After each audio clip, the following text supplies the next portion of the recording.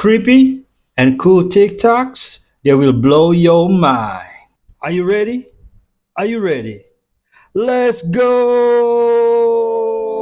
Disclaimer: this video is for entertainment purposes only. Please do your own research, as these clips haven't been fact-checked.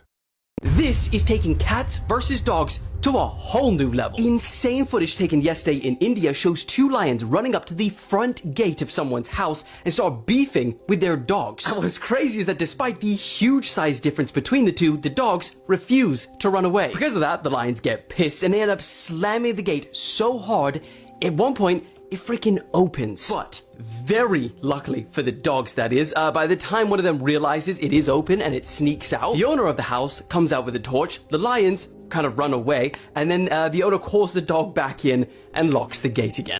Absolutely love the energy and vibes from the lions. Wow and powerful. And imagine, as the man was locking the gate, the lions pulls up. Celebrities who did awful things that people largely forgot about. Travis Scott essentially left his manager for dead in the studio. His loyal ex-manager who suffered from seizures had one while Travis was with him. Travis abandoned him while it was happening and just went home and texted him the next day, firing him on the spot, saying that I can't have a manager who's shaking on the ground. What? Next, Floyd Mayweather beat the crap out of his former girlfriend, and he got away with it because the judge allowed him to train for a fight that he was headlining. Jack Nicholson beat a prostitute that he hired to the point of irreversible brain damage. No. As a teenager, Mark Wahlberg assaulted and blinded an Asian man in what we would call a hate crime. Drake brought up a girl from the crowd, kissed her, and felt up her melons after finding out she was 17. What? The Travis one is crazy. Never heard about it before.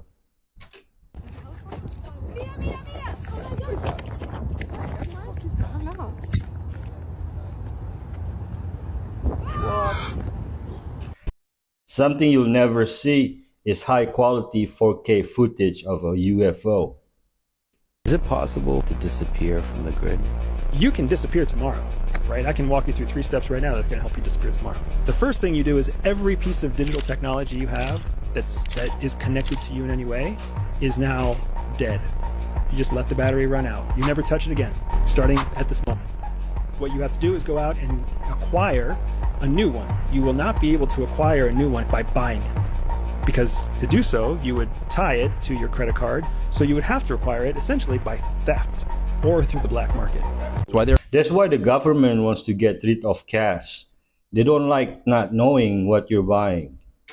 Against nicotine. That's why Walls raised the taxes on nicotine pouches. There's no evidence, by the way, that nicotine is a carcinogen. It's not. It's all a lie. And what they hate about nicotine is it raises testosterone levels. They even suppress that fact, that's a fact, on Google. Google nicotine and testosterone and see how many results it takes you to get to the core truth, which is, yes, nicotine use raises testosterone levels. Man, it is way, way down. And that's not an accident. They're afraid of testosterone. 100%. That's like completely right. You know, testosterone equals strength, and that scares the government. Have you guys seen the video of this lady whose mom got diagnosed with brain cancer, and they took her to one of these holistic centers where they check for different things, and when the test came back, they saw that she had really high levels of radiation, and they could not think of how did she get so much radiation in her body. And her daughter was thinking back, and she was saying that the only thing she could think of was that her mom used to use her iPad and her iPhone while charging all the time, that she used to fall asleep with the iPad next to her head charging all the time. So I wanted you guys to check out this other video from another content creator who tells us how to get rid of radiation from your body. Let me tell you what I really love about aloe vera. Number one, it's one of the only things in the world that can carry radiation out your body. Take the aloe vera and you keep it in your mouth as long as possible. You swish it around, sucking all that radiation.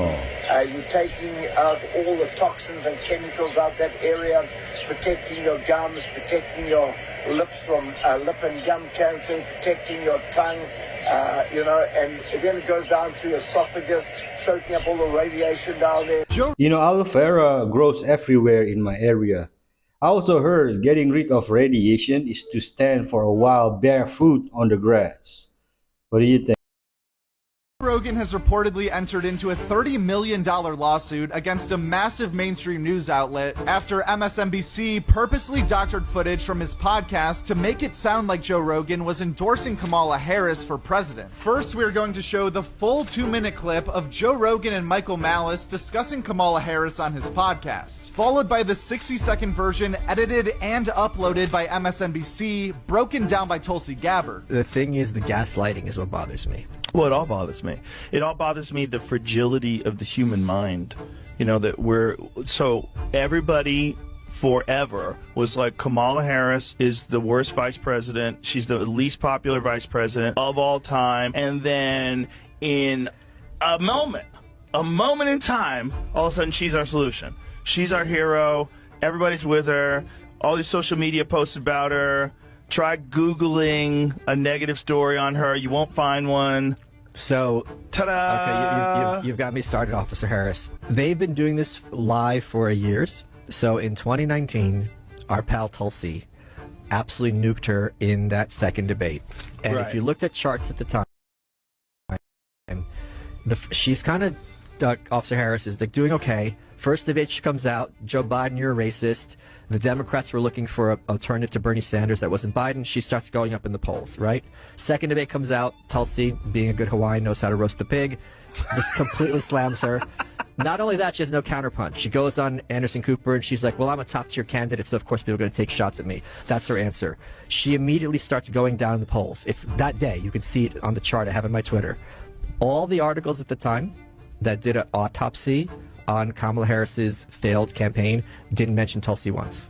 Yeah. It was BBC, LA Times, Reuters, New Yorker. A guy from the Washington Post just did a piece looking back on her campaign, didn't mention Tulsi either. They completely pretend it didn't happen. Well, it just shows you that what they're looking for is not what they say they're looking for. Yes. Because she is a strong woman. She is a person who served overseas twice. She in a medical unit, so she got to see people blown up by the war. She was a congresswoman for 8 years. Yeah. She is a person of color. She's everything you want. All those things you want. But and yet you don't want her. Because she's not for war. Yes. Well, she's also just not willing to play ball. There's a game that's being played. And if you're like, hey, you're not supposed to fucking move the ball. Like, oh, look at this bitch over here. Like, get out of here. You're going to fuck up our game. It's not real democracy. It's controlled parties. MSNBC was exposed today for yet another set of lies. They deceptively edited together this video of different Joe Rogan comments to make it appear that he was singing the praises of Kamala Harris. She's going to win. No, she's not. She can win. She is a strong woman. She is a person who served overseas twice. She in a medical unit. So she was a congresswoman for 8 years. Yeah. She is a person of color. She's everything you want. She's going to win. No, she's not. She can win. They just want no Trump, no matter what. If MSNBC wins this, free speech is in danger, folks.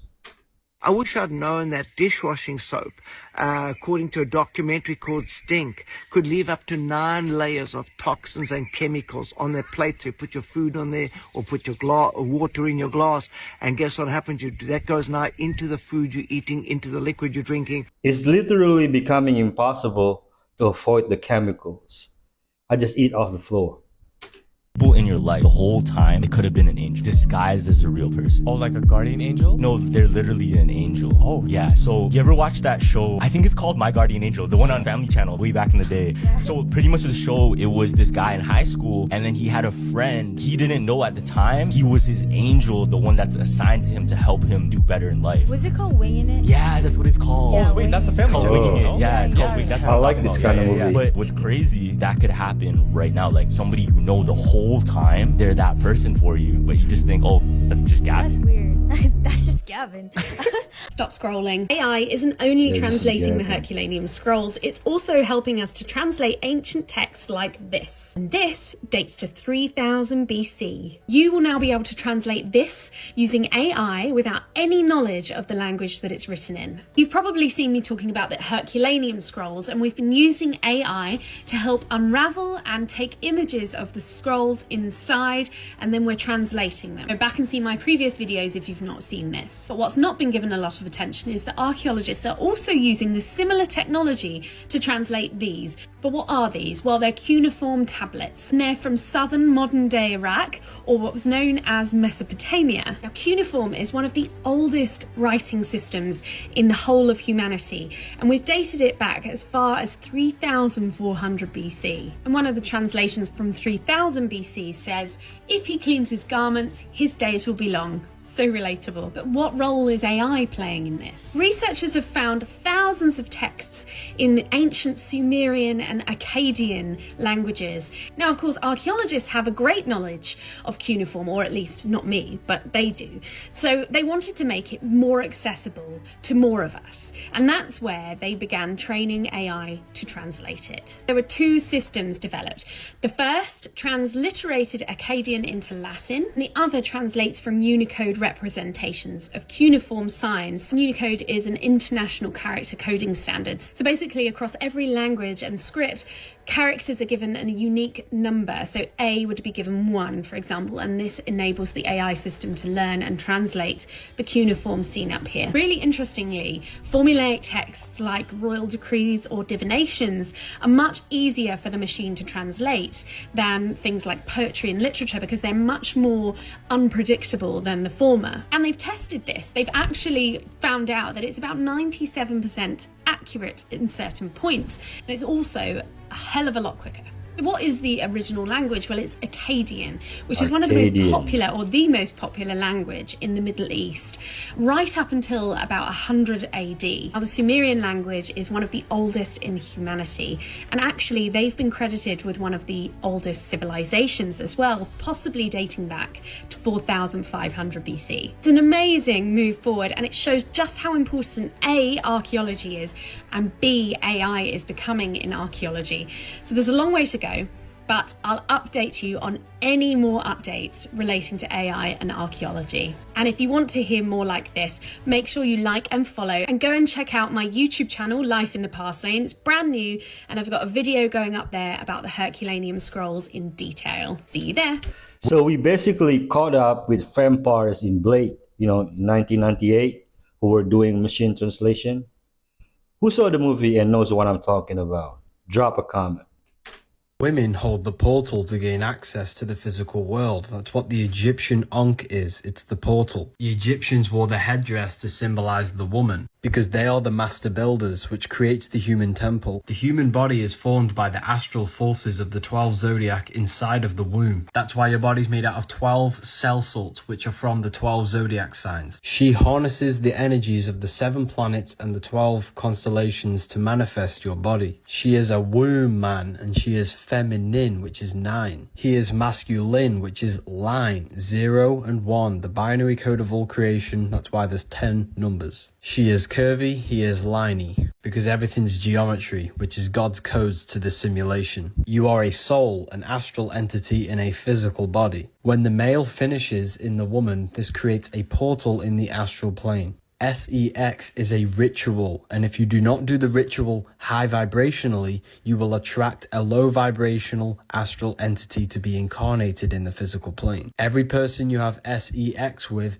you have an astral emotional bond with that person. If you want a high vibrating soul to enter the physical plane as your child, you need to do the ritual properly. Never engage in one night stands. This is a form of magic. If you drink alcohol, you're drinking magic potions which invoke spirits. And yes, the earth is a flat plane. Most people that have sleep issues, they sleep like this. They'll lay down to go to sleep, and as their environment quiets, their mind will wake up. So their body tired, but mind awake. And so they'll lay there and they'll just think about the most innocuous little thoughts. Nothing that could wait till the next day. I mean, and sometimes it can drive you crazy if you start keying in on what you're thinking about, because you go, why am I thinking about my grocery list at 2:30 in the morning? This is crazy. And a lot of times people have a notepad next to their, on their nightstand to get thoughts out of their head, or they'll take notes in their phone at night to try to get thoughts out of their head. This is the same thing. These are excess neurotransmitters, catecholamines in the brain, and they're causing the brain to be in a awakened state. When we begin to break these down at the rate they're meant to be broken down, the mind quiets. So when the environment quiets, the mind quiets. These are people that will say things like, I work really well under pressure, right? That's a typical saying from somebody who has this gene mutation? I take a magnesium glycinate 3 times a week and sleep like a baby. Satan. Actually, I want to ask one more thing. How many members are part of your church? In South Africa at the moment, there's just over 12,000 Satanists. Jesus, he was there in front of my face, and because I've never believed in Christ up to that point, and being extremely scientifically minded and an atheist and all of those things, I said, no, this is either a demon playing a trick with me, or I am hallucinating. And I was scared because I thought, if this is Jesus, I am in trouble. I said to him, I'm scared, and he flooded me with love, with so much love. And I said to him, but I don't believe it. I can't believe this because I've looked for this my whole life. I said, well, no, you've never opened yourself up for it. And I realized, yes, that was the first time I've opened myself up that much to the spiritual world. I said to him, but what about like God? And he said, if you want to talk to God, we can do it. Jesus Christ is very real. There's more and more proof every day. He is King. You walk with him and you will live a beautiful life. Far from over. Show me your hands! Show me your hands! I don't care! Show me your hands! Is there anybody else in the car? Step back to the sound of my voice! Step back to my voice! Step back! You better step back to the sound of my voice and do it now! I'm stepping back. Listen to me! Listen to me! Listen to me! Listen to me! Turn around and face the other way. Walk backwards to the sound of my voice. Walk backwards to the sound of my voice. Then you better do what I tell you to do. Walk backwards. Walk backwards. Walk backwards to the sound of my voice. Walk backwards to the sound of my voice. Ooh.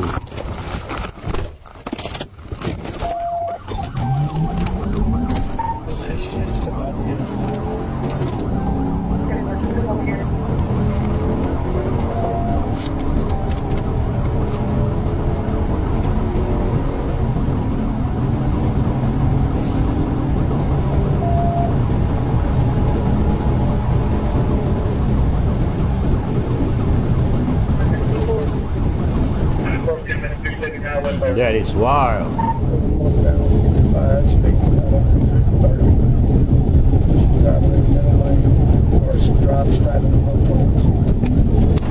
At this point, the squad car is going so fast that the sound of the engine almost completely drowns out the siren.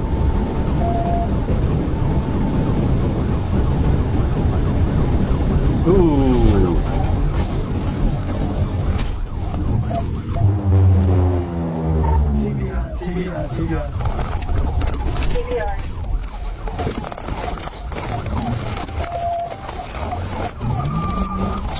I hope she's okay. Driver, step out of the car!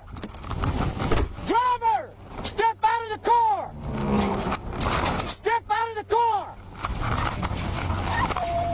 Step out of the car! She probably couldn't hear him. He should have shouted louder, way louder. I think what she heard was actually, get in your car and drive off at 130 miles per hour.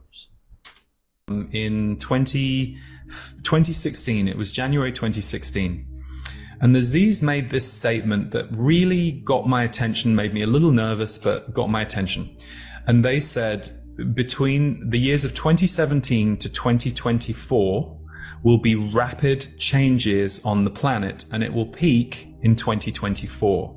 And then from 2025 onwards, you're in a new timeline, and essentially the new world can begin. But the intensity of this next 7 years is going to be greatly challenging at times. It is going to be shocking for many people, and it's going to shock a lot of people awake who previously weren't seeing some of either the corruption in the world or some of the inequity or some of the imbalance. They were perhaps just, in their own lives, maybe because they were just trying to survive, because the system has most people in survival. But they said that for many light workers, for many people and light workers to them just means that you have a mission of wanting to be here to uplift, to help. You're still human, so you can still have an awful day. You can still be going through the stuff that you're here to learn. You're not, you're not just a beam of light necessarily, but your mission, your focus, what you consistently return to in your work or in your behavior or in the way you show up for your family and your friends is, I want to be here to promote love, to promote harmony, to promote connection. I want to be able to help harmonize the world rather than cause more war, destruction, aggression. If that's your focus, they said, many of you are going to experience simultaneously somewhat golden times at times throughout this whole period, because your purpose will become clearer for you. You'll know why you're here. You're here for these times. It's not a mistake. The other piece I'll add, and then I'll see if there's anything else you want me to elaborate on. I was struck by how much they've been talking about war disease the last 2-3 years.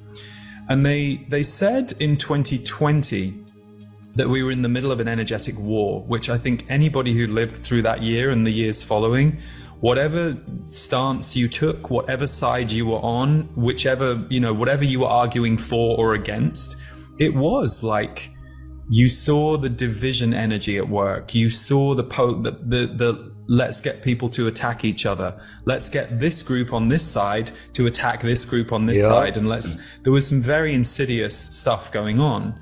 And so as they were talking about this energetic war that was playing out, at first I thought, okay, they keep mentioning war and they're saying that there is a war going on that we're not even seeing or aware of. And then this year, after we've witnessed everything blowing up in the Middle East, and of course there are countless other wars going on around the world at the same time. They've been speaking a lot about the template of war that was seeded on the planet over 10,000 years ago, that we have been, in a way, trapped in, and that this is a period of time where over the next 100 or 200 years, there is an opportunity for it to break. But, and this is the but, and this is what I think is hard for most of us who wish the world was different, who wish it was a more harmonic place, who wish, all this stuff wasn't going on. They said the amplification of consciousness and light will also make those who are more aligned with the wound of darkness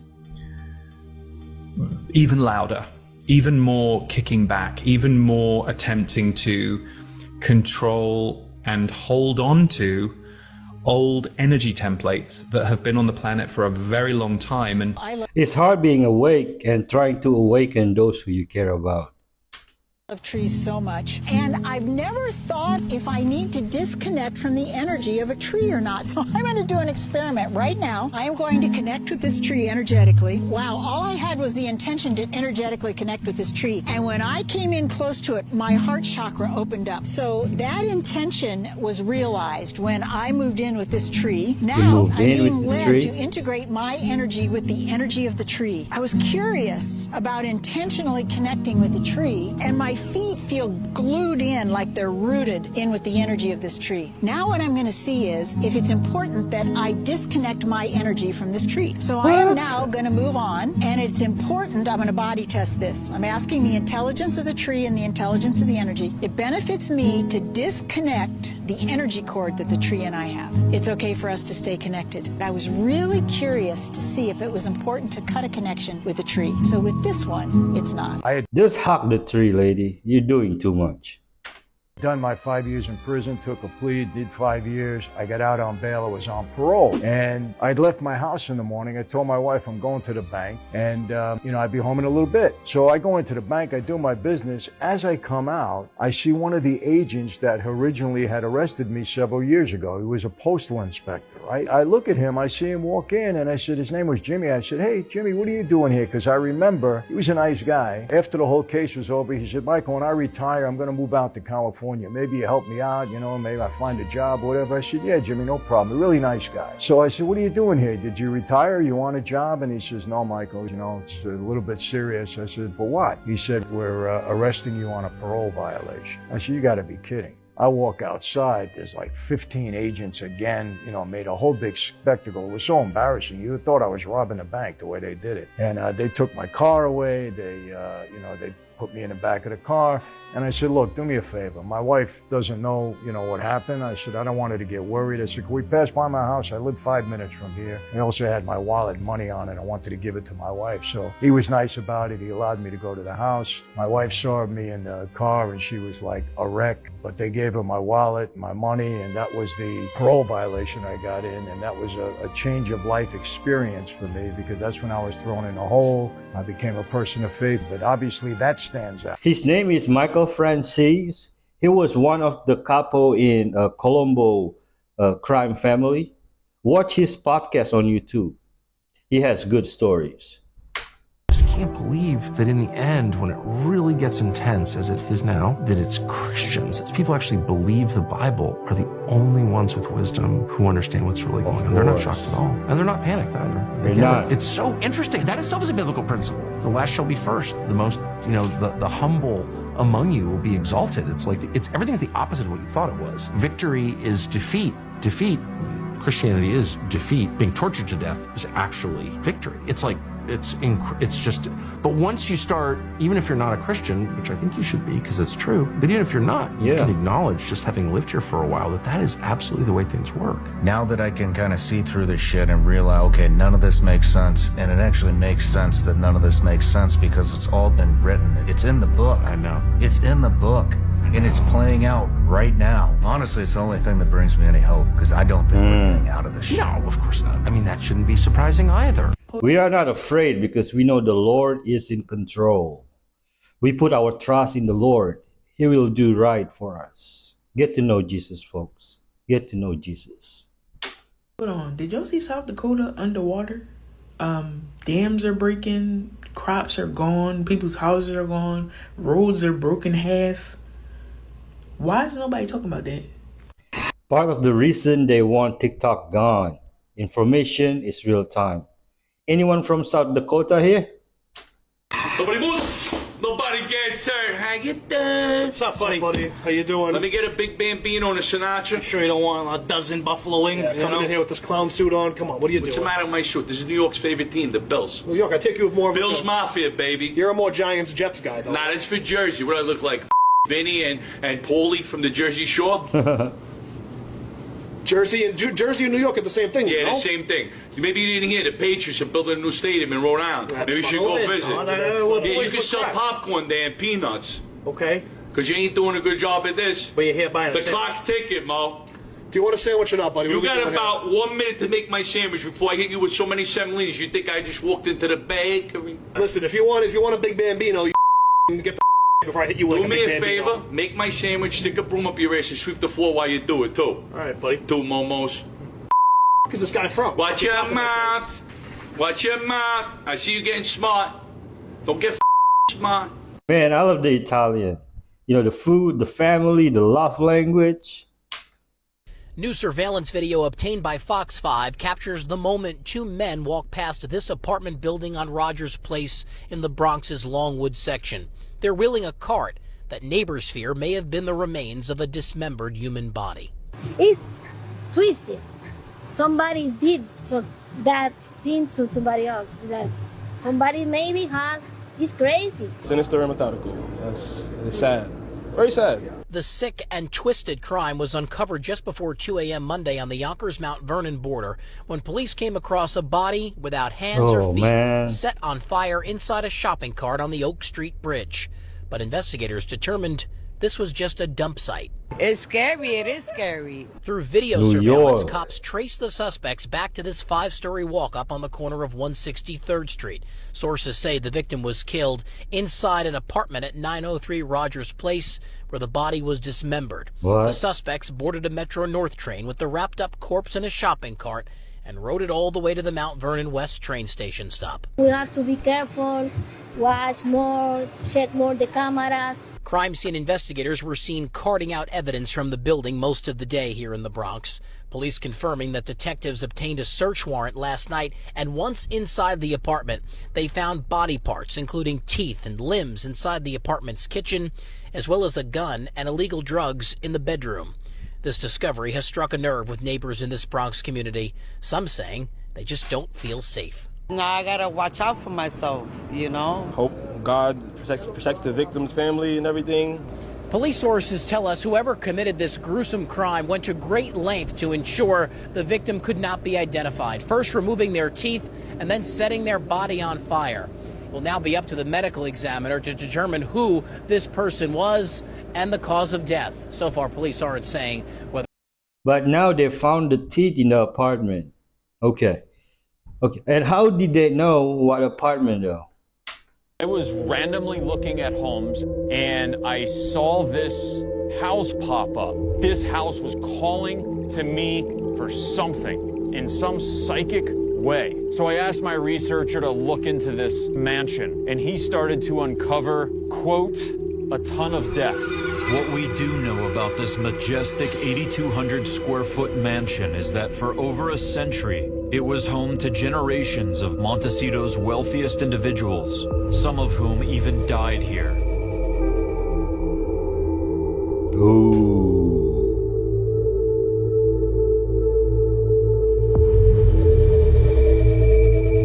And most recently, it has become an independently owned hospice and senior care facility where countless more have spent their final days. This house of mystery called to us, and we're here to investigate in Montecito, California. Okay, I want to see the episode. Yes, I did used to work for Morgan Freeman back in the day. I'll tell you about both experiences and the town in which it happened. There's a lot more to the story than you might think. Let's get into the history of the town, Clarksdale, Mississippi. Heavily involved in the music industry, especially rhythm and blues. These are the infamous crossroads at Highway 61 and 49 where the devil himself came, allegedly, to sign contracts with the musicians. This is the first place I worked for him, called Medidi. Now you got to keep in mind that this is a shithole town. So like, what would be his interest? Who does he look like? Remember what I just said? Damn, Jimmy, how you get in there? Anyway, moving on. Why in the world would a shithole, hole-in-the-wall town need a 5-star, above a 5-star restaurant? Especially with all the gang activity in Nowhere, Mississippi. This is the second place I worked for him at, Ground Zero Blues Club. Now, I will say this, I've always liked Morgan. He had some allegations against him that were false. Now, these are the allegations I'm talking about. Adina Hines was related to Morgan Freeman through his first wife, Jeanette, making her his step-granddaughter. Hines was brutally unalived by her boyfriend, and that's who got her to start the rumor so that they could get his money. How you keep hitting it back in there, Jimmy? Moving on. People used to oftentimes ask him if he played the guitar and why he owned a 5-star restaurant and a blues club. Also, my husband built his house in Charleston, but that's another story. It all goes back to this. See, after those allegations and everything else, he had got caught drinking and driving and ended up damaging his arm really badly, you know, his strumming arm, in a wreck while I worked for him. So all of those questions about him playing an instrument fell away. And it all goes back to this. She connect the dots like a boss. Hey, I hear Morgan Freeman's movie career started a year after, Jimi Hendrix supposedly died. Let me know how you feel about this.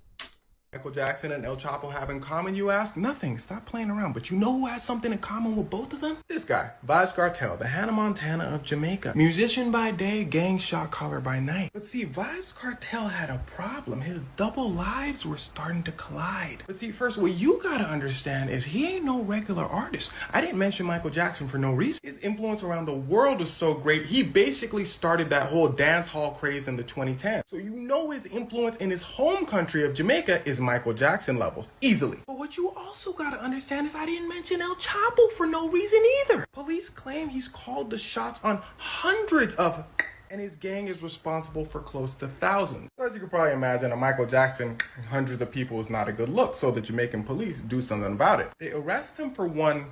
The Jamaican people said, not guilty, so they let him go. But in the process of the first arrest, they were able to search his house and found evidence for another. The Jamaican people said, nah. Police said, wait, listen to the evidence first. And this sparks the longest trial in Jamaican history. Because see, the thing is, this isn't an ordinary trial. To some, Vybz Kartel represents the common man, making it to the world stage. To others, he represents everything wrong with Jamaica. In fact, many Jamaicans believe that he had a personal hand in their family member or their friend. So the stakes were high. Now, about that evidence I was telling you about earlier. During the trial, prosecutors bring out his phone, look at the jury, and read, they gonna never find his body. That thing out of here. Vybz Kartel's lawyer said, whose phone is that? The prosecutor said, you know whose phone it is. They then proceed to play a voice message from Vybz, basically saying, I'm finna go crazy on bro. The guy they saying yeah, that guy, I'm finna go crazy on him. And last but not least, they play a video. One dude's standing with a pickaxe, another dude has red stuff all over his shirt, and Vybz is standing. Yeah, when he come in, one of you do this, and the other person do that. But here's where things start to get wicked, because they got all of this from his phone, right? But see, they started finding other things in his phone. Phone calls he didn't make, text messages he didn't send. Allegedly, police were using his phone to say, hey, guess who phone I got? Meaning that the evidence had been tampered with. His lawyers go, yo, you gotta throw that out. Because now we don't know if those messages or those recordings were just added in. The judge said, all right, jury, you guys ready? His lawyer said, wait a second. Judge said, all right, jury, you guys ready? The jury goes, they go to the back. They're like, all right, we all know he's guilty, right? One dude goes, I don't know. They go, are you stupid? He goes, no, but I got money. Y'all want money? Just say you're not guilty and you get $500,000.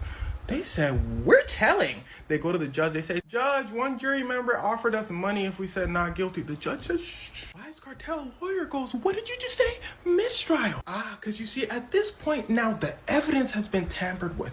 The jury has been tampered with. It doesn't matter which way they're influencing the jury is being influenced. The judge goes, all right, jury, you guys ready? The judge forces the jury to continue without that member. They say guilty, and boy, the streets erupt. They had to call the army out because people was losing it. Vybz Kartel's lawyers calling for appeal after appeal after appeal. It's getting denied after denied after denied. Until after 13 years, his case reaches the United Kingdom Judicial Committee. Listen closely. Jamaica was a colony of the United Kingdom. Even though they're basically independent today, they're still technically a Commonwealth realm, meaning that the King or Queen of England still rules over them. But it didn't really influence much, but as you can see, they still have ties to the UK. The UK looks at the case and they go, what is going on in Jamaica? They said, Jamaica. Jamaica said, Wagwan. Wagwan. Salutations. Also, you gotta let him go. Or you can do a new trial. Now, this wasn't a very hard choice for Jamaica. They let him go. Boy's still recording music and is on top of the charts from jail. He goes on interviews. He still calls shots. They lost most of their evidence and the people would riot. So they decided to release him on health reasons, which he actually did have health issues. And well, the city rejoiced. He is a known criminal and should have been put away for life. That is why Jamaica is riddled with so much crime. It's because filth like this. America is going to be the poorest country in the world starting now. You're going to see the biggest crashes happening right now. So that's good for me because the price of gold and silver go up. But this time I went to the slums of Mumbai. What shocks most people is America never had slums like that. Today, slums are everywhere across America. The slums of Mumbai are spreading across America. The big shift, it's Russia, China versus America, Europe. Chinese are threatening to shift the yuan to gold. And if they do that, US dollar collapse. If that happens, America goes. That's why I've been saying this is trash. It's commodities. silver and gold. Being a capitalist, I own gold mines and I own silver mines. So when the dollar crashes, I get richer. And that happens time and time again. That's going to happen now. It's the biggest battle in history going on today. And the dollar is going to lose. Why he is not migrating to China or Russia yet in hurry is funny. But he made the call though of Bitcoin going to 100K and crash. Pio, he had this prophecy. He talks about these 3 days of darkness that is going to come right before the Lord comes. It was one of the most terrifying things I've ever read. So he talks about these 3 days of darkness and the Lord being basically fed up with the sins of man. Like it's like kind of hit the breaking point. And he urges everyone, all the believers, to barricade themselves inside, close their windows, shut their doors, and don't exit the house for 3 days. Fire will rain down. There'll be poisonous gases, all this stuff. I'm like, that kind of sounds like a nuclear fallout a little bit, you know? He said the war of 1950 shall be the introduction to these things. That was the start of the Korean War. So it was a separation of North Korea and South Korea. The Bible does say old men dream dreams, young men. So we know that there's something along those lines that is going to happen. But also when you look at like the history of our faith and like in scripture alone, in scripture is enough. So anytime we have like addition to canon, which would be potentially, I don't know. We're not supposed to have a spirit of fear. No. So if it's inciting fear. That's right. But there's a readiness. There's a sea lion that keeps taking over a hotel pool and stealing people's lounge chairs. But instead of being kicked off the property, she's treated like the hotel's most important guest at all times. Wendy the sea lion knows how to relax, and she has great taste. So after she spends her mornings swimming in the ocean around Santa Cruz Island, she prefers to wind down poolside. Because the pool at the Hotel Sol Imar is situated right by the edge of the ocean, she's decided that this is her ideal personal retreat. She'll usually take a quick dip in the pool and swim a few laps, and maybe float on her back for a bit while enjoying the sun. Then when she's done swimming for the day, she'll pick the lounge chair that looks the nicest, and then spend the rest of the day napping. She's not shy about stealing an occupied lounge chair if it happens to be the one that she really wants. Wendy is highly respected at the hotel, and because she's around so often, guests are told about her as soon as they check in. But most of them already know that she's around because she's frequently featured on their website and social media. Of course, as playful and curious as she is, Wendy is still a wild animal, and employees monitor the pool area around the clock to make sure that she's always given at least 6 feet of space and isn't fed any human food. Wendy is so happy with the accommodations that she sometimes brings a friend to enjoy the amenities too. I'm Jen, and I post something positive every day. Can you imagine going there and seeing a sea lion and staff is like, oh, that's just Wendy. Morning, San Francisco residents are fed up after being kept up at night by driverless Waymo cars honking at each other through the night as they park. I could not be more cranky today. Over the past 2 weeks, I've been woken up more times overnight than I have combined over 20 years. Waymo says the vehicles automatically honk their horns when other cars get too close to them while reversing. It'll be honk, honk, honk, honk, honk, honk. It doesn't last very long. It only lasts like maybe 10, 15 seconds. But imagine if your alarm clock is going off for 10 or 15 seconds. Sophia Tong has been running a 24-hour live stream capturing the chaos. When they all come back at once, they get into a traffic jam and they start honking at each other. It's so silly to think about, robots getting into traffic jams, but here we are. Waymo says that while the feature has been working great in the city, they didn't anticipate it would happen so often in their own parking lots. Adding, we've updated the software so our electric vehicles should keep the noise down for our neighbors moving forward. And experts say don't hesitate to voice your concerns when new tech impacts your community. They cannot be programmed to not home well in their life. Isn't there 4 lines of code? 2 idiot tourists risk being banned from Venice after they were filmed swimming in front of its best-known cemetery. The pair left their clothes in front of the San Michele cemetery before taking a dip. The 19th century burial grounds have been used as the city's main cemetery for over 200 years. Swimming in the UNESCO World Heritage Site's canals is not permitted, and those doing so risk being fined. Let's guess, what idiots tourists are those? Drop a comment.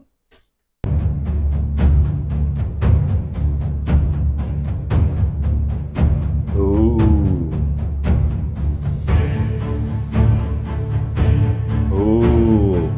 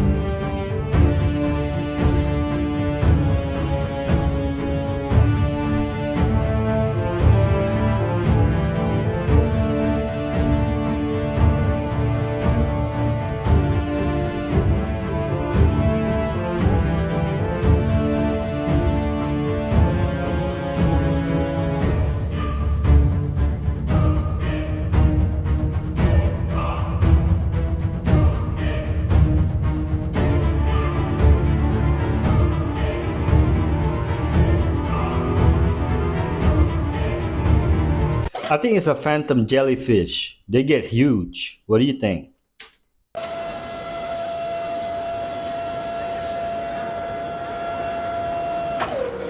The headlights are literally on the door panel. Take a look at it from here. Single seater. Single Look at the seater. steering wheel, the light, suspension. It's called the EXE 181 by MG. Go to the back. Super long car.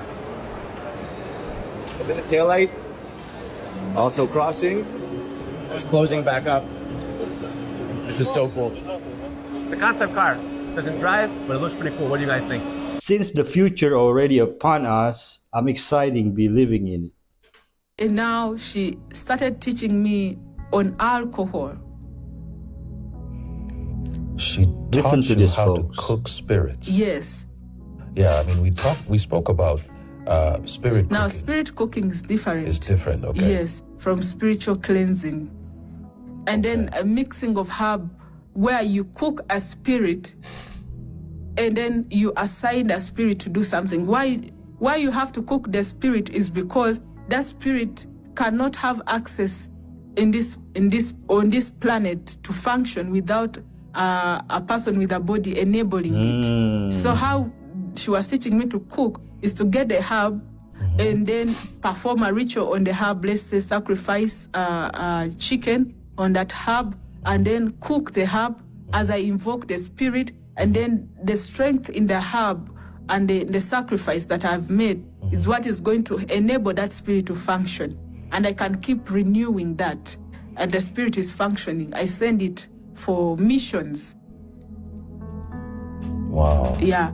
So now she told me I was going to work for companies that manufacture alcohol. Oh. And those companies that manufacture alcohol are, I don't know how to explain, but those people are wicked. Of course. They are so wicked because they are investing so much in promoting things that are destroying people's lives. And how they promote it through celebrities. And they give them money to make drinking alcohol look cool. Right.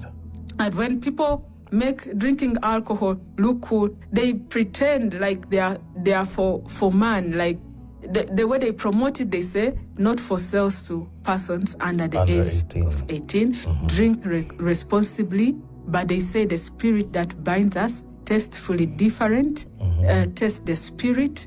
Those are the terms that they use when they are promoting this alcohol. But which spirit are they telling you to test? Yes. How these alcohol companies promote their alcohol may it look like they are concerned about people's lives, but in the actual sense, they are not concerned about that. All they are concerned about is their profits. And how they make profit is by many people consuming it. Yes. So they will come up with things like not for sales to persons under the age of 18, drink responsibly, the spirit that binds us, test the spirit, tastefully different, all those slogans. If you don't think through and say, okay, now, what spirit are they talking about that binds us? What spirit are they telling us to test? You may not understand, because always we tell you life is spiritual. So these people understand and they know exactly what they are talking about. So this lady told me that now we want you to work with alcohol companies, and how you're going to work with them is by promoting them through the lifestyle. You know the famous spirit cooking ladies? I forgot her name. Something with Abramovich. Anyway, back in the day when I used to drink, when I drink the following day, I will be feeling bad and feeling so low, as if I have done something wrong. Irritable bowel syndrome, complete nonsense, by the way. Celiac disease, ulcerative colitis, diverticulitis, all of these issues of the gut. Let me explain to you what's going on here. The most important thing with the gut is not the contents of the gut. It is the speed of the gut. This is the most overlooked thing in all of bariatric medicine. The human intestinal tract is 30 feet long. This is just like a conveyor belt. You remember Henry Ford? What was Henry Ford made famous for? The assembly line. The assembly line was a conveyor belt, and you put parts on it at one end, and the conveyor belt would move the parts along, and about every 6 feet, someone would stand there and tinker with the part. It would move, they would tinker with the part, it would move, they would tinker with the part. The human intestinal tract is the same way. It's 30 feet long, only instead of having people standing there performing a job, it's graded by pH. So as you get towards the stomach, it is more acidic. As you get towards the rectum, it is more basic. What would happen in Henry Ford's factory if he walked in one day and doubled the speed of the conveyor belt? The whole line would break down. Why? Because you're taking a guy's job here and handing it to this person, and you're taking this person's job and you're handing it to this person. This guy is not trained to do his job. He is not trained to do my job. Have you heard of the pizza meter? No. Okay, this is crazy. All right, so we have like the doomsday clock, which is like 90 seconds to midnight, apparently. Yeah. But I read about this thing called the pizza meter. There's this guy that's been studying pizza places that are around certain government buildings. And there's a Papa John's that's like super, super close to the Pentagon. And this guy's been watching that during emergency situations in the U.S., they get more orders overnight because everyone's still at the government building. And so it lines up with emergency situations, like the peaks of ordering pizza late at night and having it delivered and stuff like that. And so it's like, hey, let's get pizza. You know, we have, problems to fix. We got to, freaking kill somebody in the government. Yeah. Who knows, But they're all sitting down and meeting. And that's like how literally people are gauging how serious our situation in America is. And like what the government's up to, if there's some stuff that we need to worry about. It's all called the pizza meter. That's funny. Hey, bro, y'all want to hear something random? Michael Jordan and Kevin Hart are beefing. Okay, I lied. It's more like Michael Jordan just doesn't like Kevin Hart. Why? Because Michael Jordan has a problem. He takes things personally. He hits up Kevin one day. He's like, Kevin like, yeah. He's like, hey, my boy, I'm doing a charity event. Can you come over and just host it? Kevin said, absolutely. So Kevin Hart goes over. He starts hosting the event. It's all rich people, but he don't see Michael Jordan. He says, whatever. He just continues with the event. Starts cracking jokes, all that. Michael Jordan finally walks in. He said, okay, let me make a couple jokes about Michael. He makes a joke about his pants. And everybody started laughing. Ha, ha, ha. He makes another joke. Okay, cool. Everybody laughing a little bit less. He makes another joke. At this point, everybody kind of quiet because they know Michael. Michael, at this point, looking at him like this. But damn, Kevin Hart notices something. The square mustache. Oh, he couldn't resist. He said, boy, you look like you got a thumbprint above your mouth. Damn, everyone was stone silent. But I assume someone in the back went, So Kevin Hart goes, all right, walks off stage. He shakes Michael Jordan's hand. He's like, man, thanks for inviting me. Michael Jordan grips that boy's hand. He said, thanks for coming. And Michael Jordan hasn't spoken to him since. Now, I'm sure some of you are assuming, oh, well, maybe he just hadn't had the chance to speak to him. Well, you haven't watched the documentary. See, Michael Jordan and his former team, the Chicago Bulls, had a documentary come out about their last season in the NBA together. Now, before this documentary came out, Michael Jordan apparently said he thinks that people will see him differently after this. And well, they did. Because it turns out one of the things that made him such a great player was because he took things so personally. Listen closely. There are YouTube videos dedicated to every single time he said, I took it personally. I took it personally. He took things personally so much, some nights he would even make up what he took personally. He told people one time this guy on the other team was talking trash about him, so he had to demolish him. Everyone thought this dude was talking smack about Michael. They're like, that's what you get. That's what you get. Michael scoring on you. I even thought this growing up. In the documentary, Michael Jordan like, man, I made that whole thing up. Now, to be fair, he said this just to get the competitive edge, but I just want you to understand his mindset. He also takes things off the court as well. He still seems to have problems with Isaiah Thomas 30 years after their beef. I explained that beef somewhere down there. Anyway, I don't know. I guess that's it, actually. Michael Jordan had a problem? What problem hasn't he had? What's the craziest thing you found? Gold and cash. Cartier watches, all kinds of stuff, diamonds, everything. There's nothing you can't find in New York City. So the way this industry works is people who have nothing go and they pick up the cans and bottles. Then we call a truck. So this truck goes and the driver gets 1 penny that he collects per bottle. Then the company that picks up the bottles from him gets 8.5 cents. How much do you make? Anywhere from $400 to $800 a week. It sounds foolish, but what I do is I take the pot and pan on a Saturday and Sunday. I'll be in Jackson Heights, and I'll go sell it for $5, $7. So I make another $1,000 every weekend from the stuff I find during the week. I have to laugh because I've been doing it for so long, I've been living off of it. So in a week you have a couple grand maybe? 14, 15, 18, depends on the week. It depends on the weather. Because if I could be out in a summer day every day, I would sell all day every day. I'd make 3,000 a week. Easy, easy. You grew up in New York? I grew up in New York, grew up in Queens. Met my wife down there, had 3 beautiful babies with her. Came up, involved in some not too good business, and I got in trouble, got locked up, lost my wife and kids. So that's why I'm in this mess picking up cans. It must have been very illegal. Was it like the FBI or something that got involved? The FBI got me. I was smuggling. Just, and people. Oh, and people? Yeah, okay. That's the real money. Millions and millions of dollars. We used to drive boats to the Bahamas, the Bimini, different islands, and bring them over to the United States. How'd you get caught? I got ratted on. Somebody told on me. So they got off of probation and I got 10 years. Do you regret anything? Oh yeah, I regret everything. Lost my wife and kids. I didn't get to see any of the grandchildren be born. I missed a lot of stuff, man. You seem to be able to hold that pain together pretty well though. You don't... What am I gonna do? I got no more tears. I'm all cried out. Now all I do is I can only be joyful and laugh and have a good life because it's soon gonna end. I'm 60. What were you like in the past? A little crazy, a little reckless. I used to have big muscles and great hair and girls thought I was cute. So I took advantage of all of that. And it's not the right way to be. So now I'm a Christian. I do the right thing. I do my very best to walk properly, to love the others, you know? Milton, I didn't expect to see you here. Tell me about your relationship with God. Woo!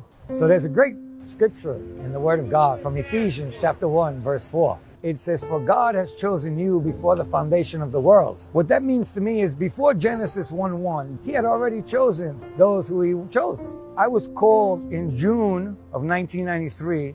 I gave my life to the Lord. I was in jail. The 3 ladies came from the Bronx to preach. I just felt led in my spirit to say, okay, I think you're telling the truth. I agree. I'll accept. Since 1993, which is 30 years ago, I've screwed up 1,000,000 times. I've been used of God 1,000,000 times, but I've screwed up 1,000,000 times. And I've come to the conclusion after 30 years that truly, truly God knew who I was and what I was going to do and what I was going to become. And he knew I would pick up cans one day before it ever happened. That scripture helps me to realize that when I fail, don't please or do the things of God, he still loves me. He still cares for me because he chose me in Christ. He seated me at his right hand in heavenly places. I'm seated there right now, whether I deserve it or not. Is that hope you have for the future something you hold on to now? It's difficult, but I've seen so many miracles and so many spiritual things that I firmly with all my heart believe that God is real. And therefore, I believe his promises in the word and I stand on them. I don't deserve it, but thank God for his grace, Hola, Amanda. That's my friend Amanda. Eric, Hi. It didn't come out yet, love. Count your stuff. Milton's coming back in 15 minutes. John, here's a question for you. Talk to me. When you get to heaven, what are you going to ask God? Why'd you choose me? like, who am I that you chose me? I can walk on the streets made of gold. You got a house for me up there? Look at those streams and rivers and angels. Oh, it's good to go. I couldn't stop smiling down here. I'm going to stop smiling up there. What do you think he would say of you? You could have did so much better. I had so much more for you, you big dummy. What do you have to say to someone who's trying to believe in God but can't? Simplest answer ever. I heard it from a young boy. God, 15 seconds of your time. Bow down and say, Lord, if you're real, make yourself real to me. Go. Speak to me. I could keep you here all day. That's how you do stories. My God has been great to me. Simple. And I appreciate you coming around to encourage me and invigorate me again about my Lord and Savior, Jesus Christ. How we doing, ladies? How's life? Great. I pray his family see this and get in touch with him. We all deserve second chance. Anyway, so he make around 8,000 a month. Is that considered okay or just a low base salary in NYC? Drop a comment. To select any gaming console, everything here in the Excel sheet, you can see everything. Ooh. Xbox Series, even PlayStation 5. You can see here Nintendo Switch, the OLED model, the latest, Nintendo Wii U, Nintendo 64. I use a converter here. Ooh, a true gamer. It's RCA number 2. Man, look at all and it that. is number 1. Power. Another one, RCA number 3, which is Neo Geo here. Man. Neo Geo. So I have different areas for minis. Each one include 8 games for computers, consoleized arcades, Hyper Neo Geo 64, plug and play, HDMI sticks, and so on. I'm so happy and proud that I'm officially a Guinness World Record holder for the most gaming console. Bro is probably still like, man, I have nothing fun to play. And then look at Steam sales. In my more than 20 years of study in medicine, these are by far the most anti-inflammatory healing things that I've ever come across. We get them through the consumption of fiber that you will find in sprouts. And this, Doug, explains why in the definitive fiber study, a systematic review and meta-analysis, they found that people who consume more fiber live longer, they're less likely to have a heart attack, they're less likely to die of heart disease, they're less likely to be diagnosed with multiple forms of cancer, colon cancer, breast cancer, esophageal cancer, less likely to die from cancer, less likely to have a stroke, less likely to be diagnosed with diabetes, and in randomized controlled trials, they lose weight, lower their cholesterol, lower their blood pressure. Okay, eat fiber, got it. Who are the true ancient Israelites? First of all, there is a big difference between a Jew and an ancient Hebrew. A Jew is a religious practitioner of Judaism. Judaism is canonized Torah and Talmud, developed sometime during the Roman period by people of Khazar and Ashkenaz descent from Caucasus Black Sea region. Hebrew or Habiru or Shashu are ancient dark-skinned nomadic people of Africa and the Middle East. These dark-skinned nomads were enslaved under Pharaoh, which can be seen in ancient Egyptian temple walls, for example in Sudan, depicting enslaved nomads. These ancient Hebrews worshipped one god, Yahweh or Yehovah or Yahuwah. They had a kingdom of Judea in Canaan, which was destroyed by the Babylonian invasion, creating southwestern migrational pattern. Their descendants today are the Pul, the Mosabite, the Beta Israel, the Yemeni Hebrews. You guys want to hear some weird stuff about frequencies? Yeah. Robert Monroe. This guy, he figured out the science to use certain frequencies to control out-of-body experiences. But what's creepy, he would speak to entities that would teach him how to use frequencies. Yeah. Nikola Tesla also talked about like, out-of-body experiences and learning from entities. Albert Einstein, like all these brilliant people talked about how they learned stuff while they slept. But what's creepy, the CIA bought his patent to start the Project Stargate, which is the people that do remote viewing. He said you can travel across the universe into different dimensions. You can do whatever you want. But people always talk about there's always an entity that is showing them around and teaching them stuff. He perceived these entities are versions of yourself from different timelines. He's like, when you die, you have the option to go wherever you want. This is what he's being taught by this entity. And he's like, you can be your own god. And it's like, Heard that before. red flag. So it's like the same concept as taking DMT. Like, I think you really are accessing the spiritual world, you know, and they probably should not belong there. Demons. They were talking to demons. History will never tell you that we had and still have free energy. These buildings are proof of our hidden technological past. We can see previous civilizations were much more advanced beyond anything we'd ever imagined, let alone what we've been told. And they hide this because they want to hide the Yugos, the Golden Age. All of these temples and buildings of the old world that were built with a purpose. Not just random decoration, every building served a specific function. They were harnessing kinetic energy and converting it into free electrical power by harnessing the ether above. The amount of construction and craftsmanship in these structures is beyond comprehension. With undeviating geometric symmetry, you mean to tell me they built this with a hammer and chisel? It's time we understand that the history that we've been taught is a complete lie. These buildings and structures left behind tell us the true story of our past. Ambient energy is all around us, and they knew. This is where everybody makes the biggest mistake in trying to lose weight. So weight gain works like this. You see, once we understand the physiological rules of how the body burns energy, we can strip fat off our body. Because I assume when you say weight gain, you mean fat, right? So when most people say I want to lose weight, they really mean I want to lose fat. So here is how your body burns energy. By the way, there are no exceptions to this rule. I see so much bro science on the internet trying to conflict with the laws of physiology, but here's how it works. Okay, number one, number 2, number 3. Here's how your body burns energy. If you have sugar in your blood, which is glucose, your body will always go to that energy source first. In fact, when sugar rises in your blood, your body secretes something called insulin. Most people think the primary role of insulin is to lower blood sugar. That's not true. The primary role of insulin is to block any other form of energy utilization in the body. If insulin is high, you cannot burn fat. It's physiologically impossible to burn fat in a high sugar environment. So sugar will burn out of your body first. The next source of energy is something called glycogen. That's stored sugar, stored in your liver, stored in your muscles. You have a 20-minute reserve of glycogen in your body, 20 minutes. And then your body can get energy from lean muscle, or it can get energy from fat. 30 grams of protein within 30 minutes of waking, followed by 30 minutes of steady state cardiovascular exercise. Steady state cardio is where your heart rate is at or below 135 beats a minute. You should be able to talk on the phone, read a Kindle. You are not panting, right? As soon as you go hammer down, your body switches sources. It will switch to lean muscle, right? So, unless you have amino acids in your bloodstream. You burn fat at rest.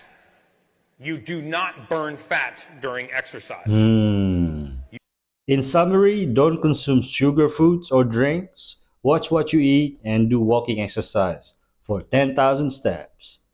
A few weeks ago, this stray dog was seen chasing a doggy daycare bus. Today, he's riding inside of it. One morning in July, Tyson Cash, the driver of a doggy daycare bus in a small town in Georgia, noticed one of his regular dogs, Motley, was accompanied by a dog he had never seen before. Motley usually waits for the bus on his front porch. On this particular morning, there was another dog with him. Cash said he wanted on the bus badly. He was doing everything he could to get on with the other dogs. He then explained that he couldn't let the dog on due to his unknown vaccination status. He didn't want to jeopardize the other dogs. That's when this other dog followed, or more accurately, raced the bus down the whole stretch of road. Worried that he might be hit by another car, the daycare posted on their Facebook page trying to determine if the dog had a nearby home. They came up empty. But then one of their clients reached out to see if they could adopt him. They already had another lab on the bus, so he'd fit right in. And he does. They named him Waylon, and his wish to board Keller Creek's pup bus was finally granted about 2 weeks ago, once he was up to date on all of his vaccinations. He now attends the daycare program about once a week with his new sister, riding that very same bus that he chased down about a month ago. His first day included a welcome pup cup, pool time, snuggles, and a chicken nugget. Cash said it worked out perfectly. You couldn't ask for a better ending. Yes,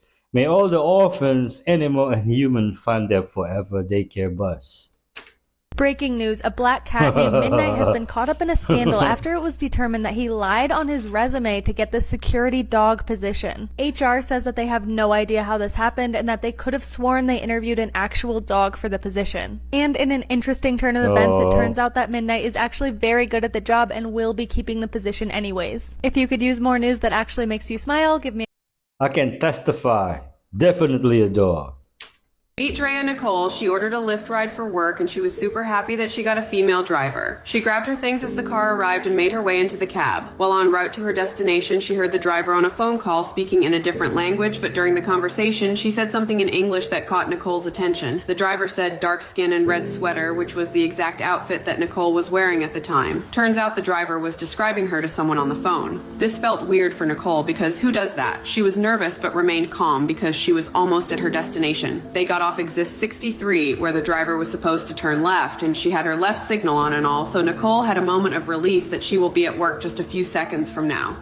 Well, guess what? The Lyft driver canceled the ride, got back on the highway with Nicole still on the car. My jaw dropped. Nicole tried telling the driver that she passed her destination, but the driver remained silent. While Nicole is taking to her and not getting a response, she started telling Nicole to be quiet while going faster. This was enough for Nicole as she knew what time it was. She immediately hopped out of the moving car. And mind you, the driver was going super fast. After hopping out of the car, passerby didn't even check if she was okay. This is just sad. She had to call 911 all by herself. She was transported to Yale New Haven Hospital all the way from Clinton. Luckily, Nicole was alert. Why didn't she call 911 as soon as she realized something was wrong? guy who survived Hiroshima and Nagasaki at the same time. How did he survive So he that? survived two of them. I think he was in Hiroshima for like a business meeting. Yeah. And on the day he was about to leave, the US drops the bomb and he was 2 miles away from it. Damn. Bro only left with like He minor didn't get injuries. disintegrated? No, 2 miles away, only minor injuries. Flies back to his family. Bro, the second bomb, as soon as he starts telling his family about Hiroshima, Nagasaki drops. That's crazy bad luck though. Crazy. That's crazy. Like, how do you go 2 times? That's not bad luck because Because he survived both. Yeah. Nagasaki, he no injuries at all. Hiroshima, only minor. Okay, You know what I so mean? did he end up any other way or Yeah, what? stomach cancer, which sucks because he survived the crazy, but obviously, like, How that long sucked. after? Like 93, he Oh. crazy Oh, so though. that's not bad at all. Do you think there's such 93. thing as chases you if you miss it? That tells you when it's not your time, it's not your time. Isn't it crazy that we are standing on a moving ball in the middle of infinite space? Yes. You know, the more you study this, the more you realize what a magnificent creation you are. And you stop and just take a look at your hand. There's enough potential energy in that little finger to light up this building for probably a month. There's about 11 million kilowatt hours per pound potential energy locked up in the electrons in the atoms of the body. The blood circulates through your body, hundreds of miles of passageway every 33 seconds, carrying all the food in, all the garbage out, boom, like that in one sweeping change. For you to move any part of your body, you must activate brain cells. The brain is an electronic switching station. The more we study and look at this, the more mind-boggling it is. We are a living dynamo. We are truly God's highest form of creation. And people say it's nothing created us. How disrespectful towards the creator. If you're coming to New York, shopping, Little Italy, and old Chinese ladies all wearing this pointy hat. Now, before I break this down, Chinatown got ping pong tables. Yeah. And Little Italy's non-existent until the fest in September. Ooh. And I don't know where they come from, but they bring the food. By far the best food event in New York City. And everyone comes. It's a huge Italian festival. When in Chinatown, try some dumplings. They're amazing. And they're everywhere. Just back there rolling up. All right, let's get into the reps. They're knockoffs, they're replicas. Broadway and Canal Street. Always negotiate and bring down the price. The Africans are going to be outside, and the Chinese lady's going to bring you into some shady room. But she got a catalog she's going to show you. The Africans got the fake apples and watches. And police don't care. They do one crackdown a year before Christmas, and that's it. I want to try those dumplings. Have you ever noticed that tiny pocket on your jeans? It seems pretty useless, right? It barely fits 2 fingers, making it hard to reach anything you put inside. It can't hold cash, a wallet, or a phone. So, what's the deal with this seemingly pointless pocket? The story behind it dates back to the mid-19th century. During the California gold rush, masses of people flocked to California in search of gold. A clever Jewish merchant named Levi Strauss noticed that miners were constantly working with rocks and dirt, which quickly wore out their cotton pants. So, he used durable tent fabric to create the world's first pair of jeans. This tough material quickly became popular among the working class as their go-to-work wear. Back then, workers didn't have wristwatches and relied on pocket watches to tell time. These pocket watches were valuable and needed protection from scratches and damage. Enter the tiny pocket. It was the perfect size for a pocket watch. This pocket became known as a watch pocket. Although pocket watches are no longer common, the tiny pocket has remained as a unique feature of jeans. Actually, this little pocket isn't entirely useless. It's perfect for holding small items like lighters, lipsticks, or keys. Now, here's a question for you. Do you know what the small loop on the back of your shoes is for? When someone is dying, in usually their last weeks, sometimes days, but usually weeks of life, you might notice this stare. Like they're staring at the ceiling, they're staring at the corner of the room, they're staring like directly in front of them at the wall. They're not looking at anyone or anything in particular, but they just won't stop staring at this place in the room.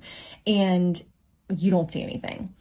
And oftentimes even like, let's say you try to talk to them and you get their attention and they turn to look at you, usually right after that, they'll go right back to looking at this place in the room, whatever they're staring at. So for example, when my granddad was dying, he would stare like right directly in front of him, like up on the wall a little bit. And he just kept staring at this place. And eventually he actually told me that he was seeing people. And that's what I imagine he was looking at, was whoever he was seeing, which he didn't actually fully tell me who he was seeing, just that he was seeing people, because he knew I would understand. But this happens all the time. I mean, so many patients I have, so many of my clients, they all have this stare. I've always called it the death stare because it does usually typically mean that the person is going to die soon, usually within days to weeks. Sometimes it can be longer, but usually days to weeks. What you also might notice along with this stare is that people may start to reach up, like they reach towards something, they reach out in front of them. Oftentimes they're like reaching towards the sky. And again, sometimes like my granddad, sometimes people will actually vocalize what they're seeing. Sometimes it's a light, sometimes it's angels, sometimes it's a deceased loved one or someone who has already died. Sometimes it's someone who has died who that person doesn't know, but like you might know. That's always a strange one to me. But these are things that no one can explain. We don't know why they happen. There are actually now researchers that are studying this because it's just such a common phenomenon that happens. And I think that's just one of the mysteries. It's one of the unknowns. It's one of those things that I find just so fascinating about the death and dying journey, the process, the experience. My name is Katie Duncan. I'm a nurse practitioner and an end-of-life coach. Follow me for more end-of-life education. And if you're interested in joining our certified end-of-life practitioner course, our next cohort starts in September. You can find out more in our free training at deathcarecoach.com. If you want to learn more about the dying process, you can also check out my book, The Dying Process, available on Amazon. Yep, my father did that, staring at the corner of the wall and repeatedly saying, Jesus, Jesus, Jesus. Tell me a story about a time that you know that you saw something, but you don't ever tell this story because you know that no one would ever believe you. So when I was 20 or 21 years old, my left kidney died. That's not the important part of the story. Your left it just kidney died died? while I was in college. But the important part of the story is that it sent me to the hospital and I had to have a series of surgeries over the course of my senior year in college. And this story takes place after the very first one. It's the night after my very first surgery, and they told me at the hospital that nurses would be coming in and out, changing my IV bags, taking, blood samples, things like that, checking on me throughout the night, so not to be alarmed. I think they could tell that I'd never been in the hospital for any major stay of any kind. So around 3 a.m, this gentleman comes in and he wakes me up, and my parents were there. They were staying the night. They were sitting in chairs off to the side. They were both asleep in chairs by my bed. So this gentleman comes in. He's real quiet. He's really nice. He's this older, bald gentleman, if I had to guess, maybe 65 or 70. And he has a tackle box with him. And on the tackle box is the normal signs you see for biohazard when people have needles and things like that. And it also had in writing, in permanent marker, the Bloodhound. And the gentleman comes in, he's got a lab coat on, he's got a lanyard covered in things, and he is just as friendly as can be. He's trying to be quiet, but he's also trying to put my mind at ease, and he's there to take some blood. He's there to take a blood sample. And so he gets out his tackle box and we're just chit-chatting, he's trying to make me feel better. And he says that at the hospital, they call him the Bloodhound because he's the best at drawing blood. He says whenever he does it, it never hurts and it never causes any problems and it doesn't even leave that bad of a bruise. And so they call him the Bloodhound. So he opens his tackle box and it's full of all the stuff you would expect to see in a blood drawing tackle box. And he takes my blood, we're chit-chatting, he tells me about his granddaughter, this and that, the other, just the nicest old Southern man. He's whispering not to wake up my parents. He takes the little vial and he gives me a Band-Aid. He gives me a SpongeBob Band-Aid. And I'm pretty sure it was SpongeBob. And it was just a pleasant experience. He just really helped me feel better and helped me stay calm and made the whole experience just really wonderful. So the next morning, the nurse comes in early, early in the morning, and she starts, fiddling with my IV bags. We're just chit-chatting. She's asking how my night went. And I said, I really enjoyed meeting the Bloodhound, and he's very good at his job. And this nurse is like, who? And I said, the Bloodhound. I really enjoyed meeting the Bloodhound. He's really good at his job. I can see why he's popular here at the hospital. And this nurse is like, I don't know anybody named the Bloodhound. I don't know anybody who goes by that name. And I said, oh, he's like maybe 6 feet tall, bald, glasses, older gentleman. He's got the tackle box. He takes people's blood. He's a phlebotomist or whatever. And this nurse is like, we literally don't have anybody at this hospital who goes by the Bloodhound. She goes on to say that she's worked at this hospital for years and she has never once in her entire career met anybody at that hospital who goes by the Bloodhound, let alone so often that it's written on his kit. And I said, yeah, he came in and he took my blood last night. He took my blood around 3 a.m. So he was on the night shift. Maybe you don't know him because he always works the night shift. She tells me that she's looking at my charts and nobody was scheduled to come take my blood last night.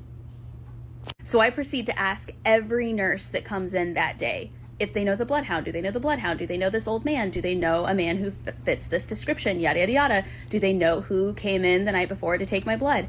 Nobody knows the Bloodhound. Nobody has heard of him. Nobody who fits that description works at the hospital. And the most important part was nobody was scheduled to take my blood the night before. That's the bananas part, is even if he did work there, even if he was a person they all knew, nobody was supposed to come in and take a blood sample from me the night before. But I still had the Band-Aid on. So I know it was not a nightmare. I still had the Band-Aid that he gave me. SpongeBob. Smart vampire found a way to get blood easy without killing. Imagine being locked in a psych facility because you think the FBI is after you. And everyone thinks you're crazy, but it turns out you're actually telling the truth. This is one of the most bizarre psych stories that I've lived to experience, where a woman came into our ward with delusions of grandeur, allegedly, after believing the FBI was after her and using multiple tactics in order to capture her. Now in psych, we are not strangers to people coming in with all types of claims that the higher ups or the powers that be are after them. Matter of fact, the most common ones are the FBI, the CIA, the police, the government, the Secret Service, aliens, angels, demons, like all of these things. So as you can imagine, when I'm doing her intake assessment, I'm listening to what she's saying and all of the events that led up to her being here. And it sounds like a thought salad, but here's how I get down. I don't prejudge people. I let them talk about what their experience is as it is, without like the faces of or like doubtful responses. Now, I don't confirm the things in which they're saying. I just allow the space for them to speak it comfortably. Because a lot of times, if you listen, you can catch patterns and maybe be able to circle around an event where the trauma has started and initiated this way of thinking, or where the central location is. Sometimes, you know what I'm saying? Sometimes. Just a little background on this woman. She ended up getting arrested because she lifted up a shotgun and shot it across the street into her neighbor's front door. It was a married couple who was not home, thank goodness, but she claimed that they were spies and that she would catch them spying on her and believe that they were after her. A very scary thing to think about because you can't choose your neighbors. This woman is disheveled, bug-eyed. You can clearly tell she has not been getting any sleep, which is a huge contributor to psychosis. She was very dehydrated, spit forming in the corners of her mouth, but she said she was relieved to be in the facility and maybe it will give her more time. That's what she kept referencing. Maybe I will get more time. But she was adamant about the fact that the FBI was after her. So I'm writing these things down. I'm going and sharing it with staff and they're like, wow, ain't like it ain't nothing we ain't heard before, but that shotgun, that's crazy. She's with us for a few days and then one day the unthinkable, the unimaginable happens. We were a locked facility that was located on a separate floor than all the units, so you had to get through 2 doors before you get onto the psych ward. 2 men in suits and sunglasses, I kid you not, y'all, come up to the door, ring the bell. The nurses looking at each other, we looking at each other like, who could this be? Is this like religious services coming up to pray for patients, or is there somebody that got visiting days wrong or visiting times wrong? Because it definitely wasn't visiting hours. We're all looking at the camera in bewilderment, and then the charge nurse goes out to greet the men at the door. All right. And so we're watching her talk to them, which feels like maybe, I don't know, maybe a minute and a half. And then she brings them in onto the unit. I'm like, oh, maybe these are the bigwigs, some CEOs that have come to do a random inspection of our hospital and, you know, how things are going. But as the charge nurse comes back to the nurses station, she's telling us that we need to pull the patient's chart that, you know, we had for a few days, the one with delusions of grandeur about the FBI being after her, right? And we need to wipe her stuff from the system. What? So we're like, what are you talking about? She said, I can't answer any of that right now. Please, guys, just follow this. And so we're all looking at each other like, what in the world? So we pull the chart and she goes to the room to grab the patient. She packs up her belongings, which wasn't much. And then she says, hey, you have to go. At this point, it's like the lady understands what's going on, and she has this catatonic look on her face. She looks defeated, and she's just like, I told you guys. I told you. And these two men escort her off of the unit with her chart. And to add even more context, Wow. the charge nurse didn't just do this under her own volition, because this could be anybody. You got to protect patients. I'm sure y'all got 1,000 questions, just as I did.